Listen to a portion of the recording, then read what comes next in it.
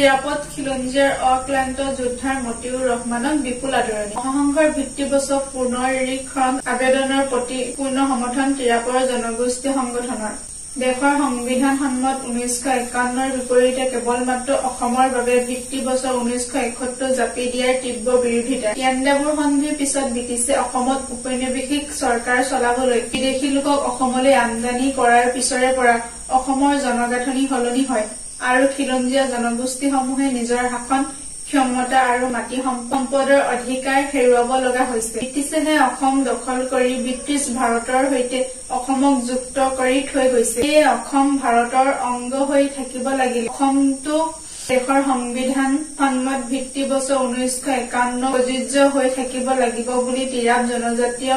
আবেষ্টনী জনগোষ্ঠীয় সংগঠন ক্ৰমে সদৌ অসম টাইপ ফাকে জাতীয় পৰিষদৰ সভাপতি চাইৱেং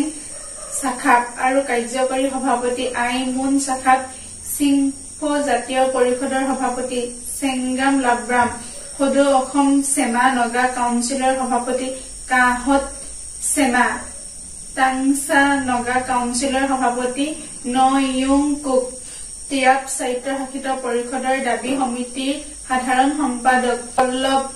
চাম ৱাইলুং সদৌ অসম টাংসা ছাত্ৰ সন্থাৰ সভাপতি নয়ুং মচান সদৌ মান টাইভাষীৰ ছাত্ৰ সন্থাৰ সভাপতি চাইটেন শাখাপে কয় ভাৰত চৰকাৰ বা সুপ্ৰিম কোৰ্টে দেশৰ সংবিধান উলংঘা কৰি বলপূৰ্বকভাৱে বিদেশী ৰাষ্ট্ৰৰ বাংলাদেশৰ স্বাধীনতা ঘোষণাৰ তাৰিখ 1971 চনৰ 25 মাৰ্চ কেৱল অসমৰ বাবে ভিত্তিবছৰ ৰূপে জাপি দিয়া কাৰ্যই অসম ভাৰতৰ এখন উপনিৱেশিক বুলিহে প্ৰতীয়মান কৰিলে বুলি বিভিন্ন জনগোষ্ঠীয় নেতাসকলে ক্ষোভেৰে কয় অসমৰ জাতিসংঘৰ অসম সন্মিলিত মহাসংঘৰ হৈ কাৰ্যকৰী সভাপতি মতিউৰ ৰহমানে যোৱা 7 অক্টোবৰত সুপ্ৰিম কোৰ্টত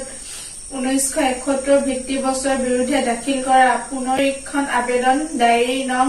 57922/2025 অসম সন্মিলিত মহাসংঘৰ বনাম ভাৰত চৰকাৰলৈ পুনৰ সমৰ্থন আগবঢ়াইছে বুলি জনগোষ্ঠীয় সংগঠনসমূহে আজি মাৰ্ঘেৰিটাত ঘোষণা কৰে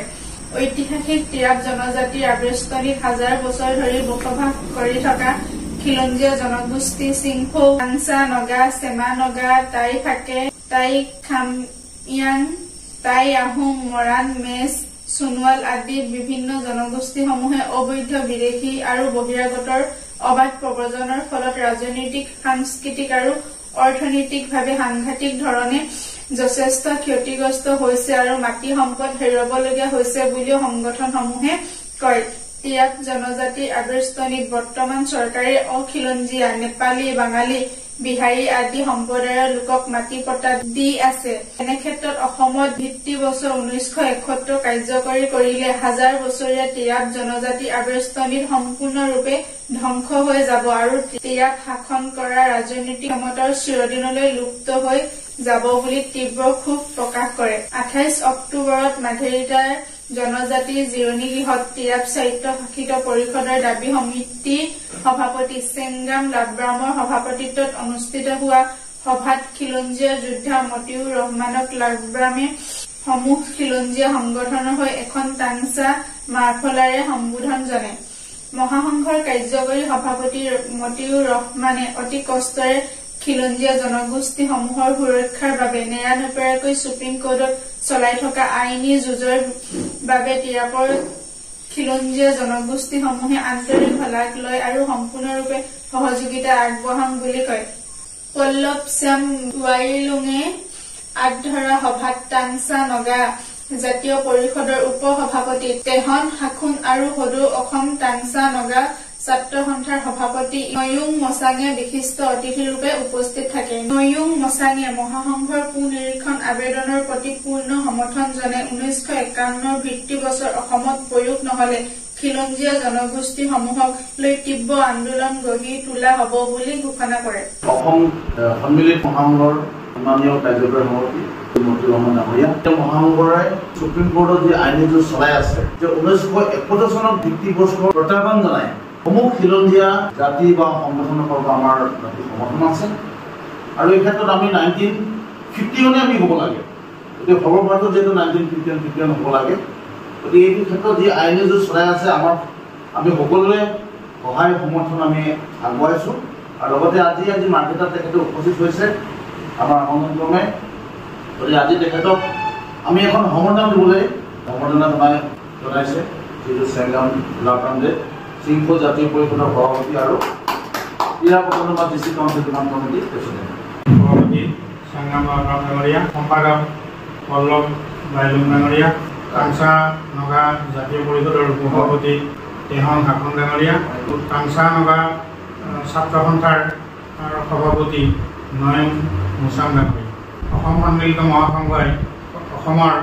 105টা খিলঞ্জীয়া জাতি জনগোষ্ঠীৰ সমৰ্থনত মহামান্য উচ্চতম ন্যায়ালয়ত আমি অসমত সাংবিধানিকভাৱে ভিত্তিগোচৰ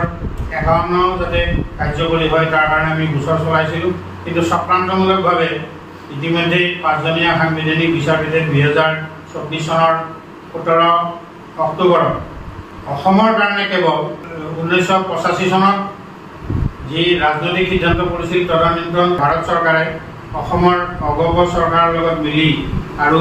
নাগৰিকত্ব সংশোধনী আইনত 6টো অন্তৰ্ভুক্ত কৰি 71 চনৰ 25 মাৰ্চলৈ অহা সমস্ত বিদেশীক অসমত ৰাখিবৰ কাৰণে ভিত্তিগোচৰ অসমৰ কাৰণে কেৱল 71 কৰিছিল আৰু সেইটোৱেই মানে বাহাল ৰাখিবৰ কাৰণে পুনৰ সুপ্ৰিম কোৰ্টে এটা ষড়যন্ত্ৰমূলকভাৱে এই ৰায়টো ঘোষণা কৰিছিল আৰু তাৰ বিৰোধিতা কৰি আমি 700 পৃষ্ঠাৰ এটা দলিল আমি ইতিমধ্যে প্ৰত্যাহ্বান জনাই আমি গোচৰ কৰিছোঁ। 7 অক্টোবৰৰ দিনা ৰেজিষ্টাৰ হৈছে শুনানিৰ কাৰণে এইটো আহিব। আমাৰ ক্ৰীড়াকৰ যিবোৰ জাতীয় জনগোষ্ঠীয় সংগঠন আমাৰ মহাসংঘৰ লগত জড়িত হৈ আছে সেইসকলকো পুনৰ সহযোগিতা অব্যাহত ৰাখিবৰ কাৰণে আৰু তেখেতসকলক এই গোটেই কথাটো জনাবৰ কাৰণে মই আহিছিলোঁ। ক্ৰীড়াকলৈ আহি এই জাতীয় জনগোষ্ঠীয় সংগঠনৰ সৈতে মিলি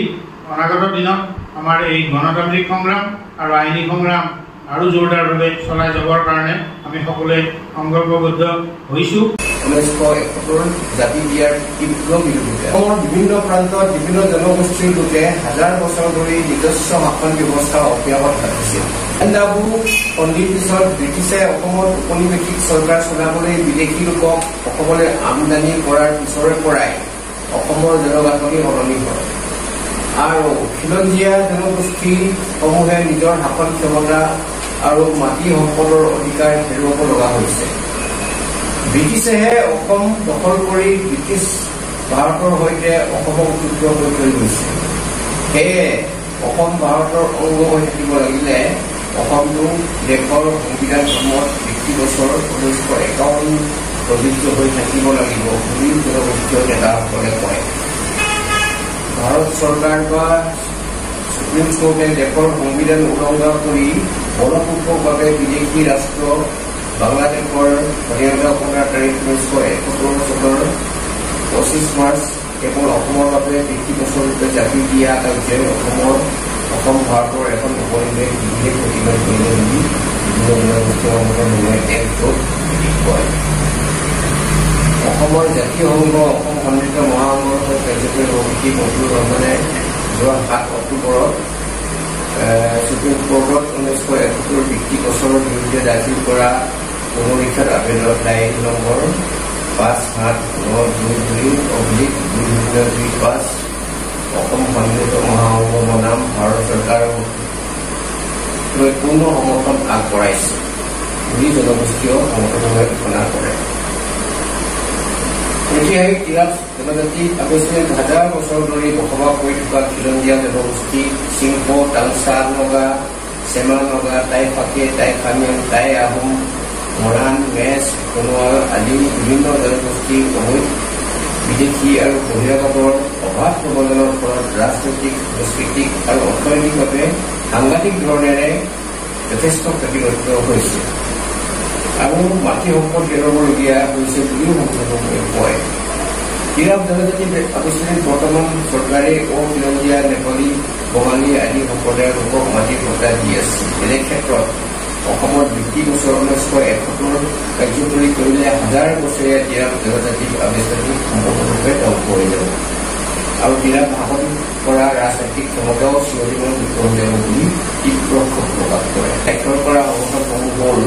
চাইমিন চাহাব, প্ৰেচিডেণ্ট অল আছাম টাই ফাকে National Council, Sengam Lamram,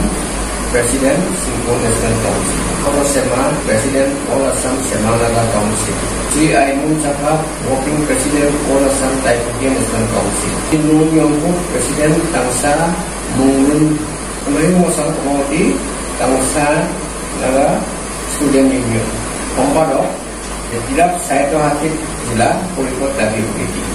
আমি হলেও ডাঙৰ ছাত্ৰ সন্থাই সন্মিলিত মহাসংঘই 1951 চনৰ যি ভিত্তিবৰ্গ একেসকলে সুপ্ৰিম কোৰ্টত কেছু দিছে আৰু 1951 চনৰ যি ভিত্তিবৰ্গ আছে আমি পূৰ্ণ সমৰ্থন জনাইছোঁ আৰু লগতে 1971 চনৰ ভিত্তিবৰ্গ যি সুপ্ৰিম কোৰ্টে ৰায়দান কৰিছে